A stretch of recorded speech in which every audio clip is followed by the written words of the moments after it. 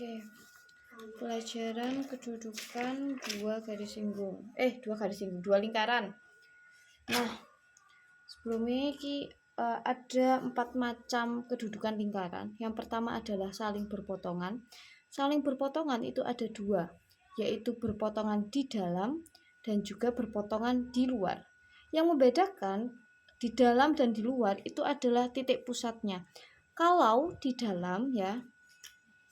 di dalam itu berarti pusatnya berada di lingkaran yang sama. Oke ya, di dalam. Nah, ini sama-sama di lingkaran 1 berpusat, di lingkaran 2 juga ada 2 pusat.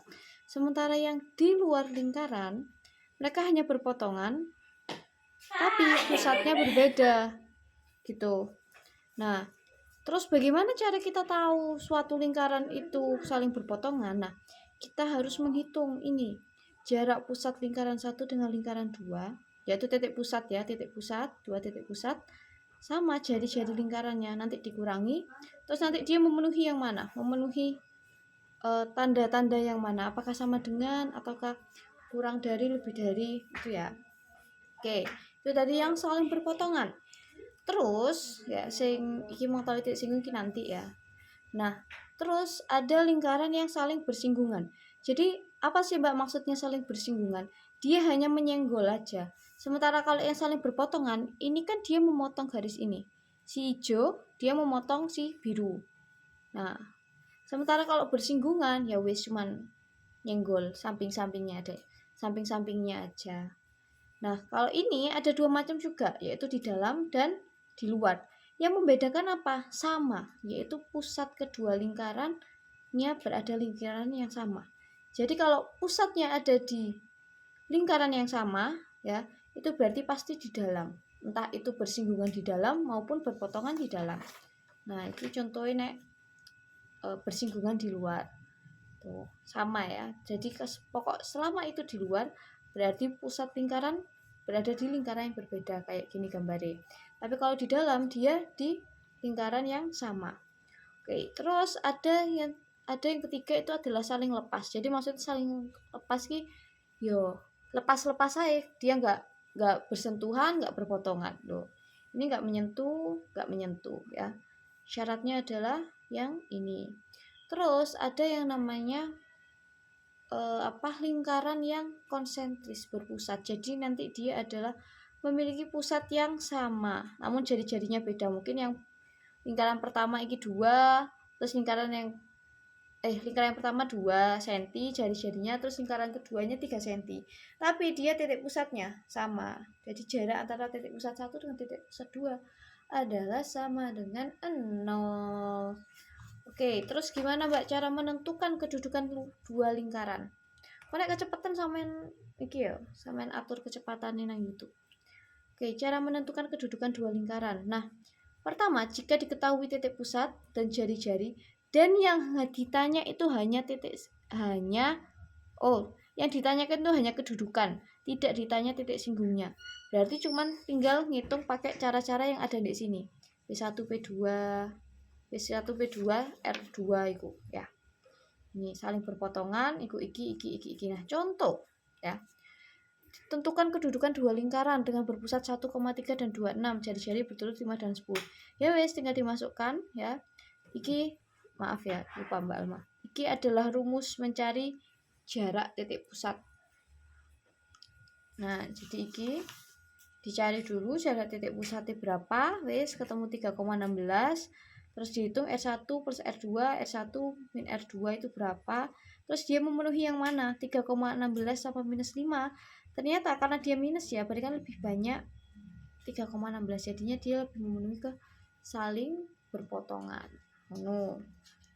Kalau nek sing gampang, tapi kemungkinan sing diajarkan besok itu adalah yang ini.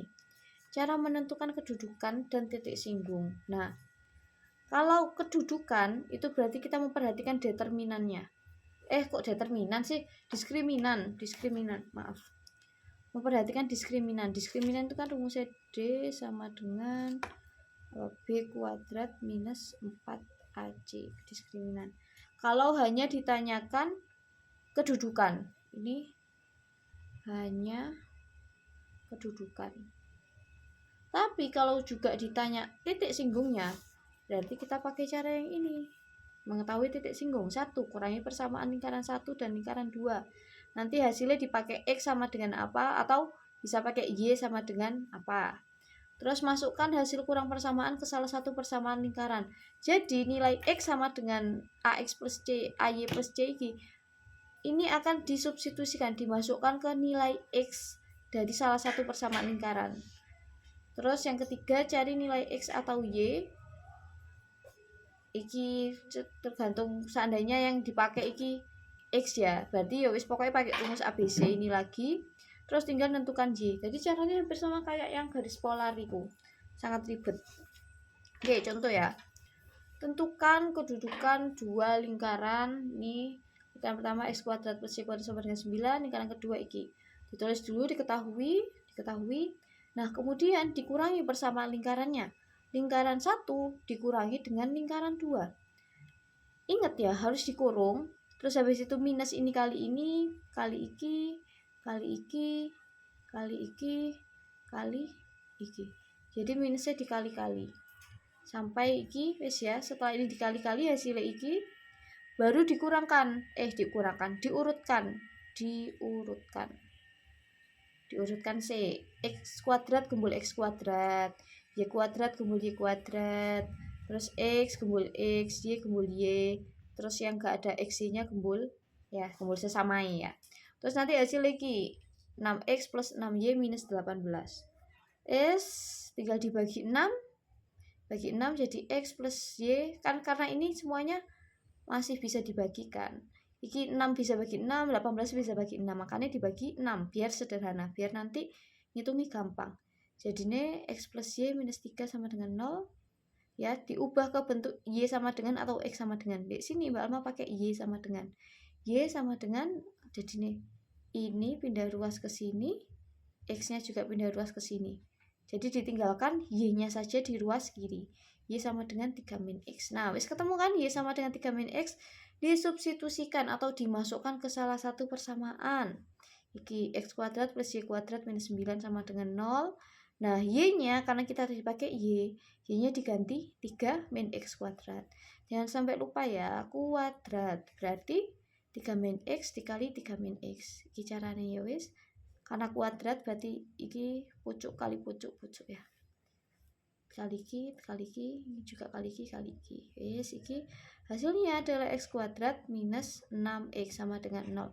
Karena yang ditanyakan hanya kedudukan ya, bukan yang ditanyakan bukan titik singgung, berarti kita bisa langsung menghitung determinannya. Determinannya hasilnya berapa? Nah, wis iki hasilnya 36. Nah, karena dia positif ya, maka lingkarannya berpotongan. Jadi lingkaran berpotongan. Nah, tapi nek seandainya ini yang ditanyakan titik singgung, berarti nggak pakai determinan ini, nggak pakai. Kita ngitung determinan ini nggak pakai ini. Tinggal X kuadrat minus 6X iku aja.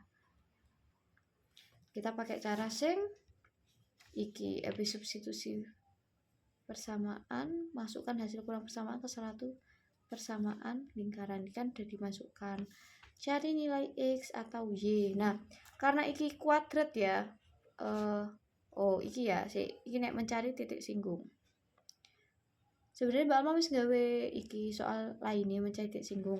Tapi kalau angkai elek iki mau contohin Mbak Alma. Jadi lanjut gawe iki ya, sing angkai wis apik. Oke, titik singgung ya. Karena dia diketahui X kuadrat minus 6X sama dengan 0. Nah, kayak gini, kan berarti X A itu sama dengan 1, iki B sama dengan minus 6, terus C sama dengan 0. Kita pakai rumus ABC. X12 sama dengan minus B plus minus akar B kuadrat minus 4AC per 2A. Tinggal dimasukkan angkanya. Minus 6 plus minus akar minus 6 kuadrat minus 4 1 kali 0 ini ya, per 2 dikali 1 sama dengan ini minus hilang ya, tinggal 6 plus minus akar 36 min 0. Karena apa 0? Karena dikalikan 0. Semua angka yang dikalikan 0 hasilnya 0 per 2.